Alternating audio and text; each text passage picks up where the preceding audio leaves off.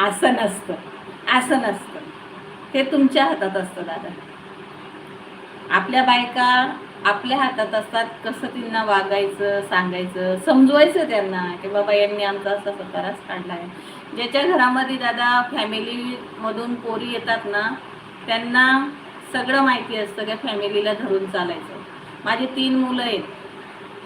एवढं म्हणजे एकत्र राहतात म्हणजे, पण तरी पण आम्ही चौघी बायका अशा आहेत की आमचं वाटणारच नाही. मी त्यांची सासू आहे आणि त्या जावा आहेत. त्या माझ्या मुली वाटतात आणि मी त्यांची आई वाटते.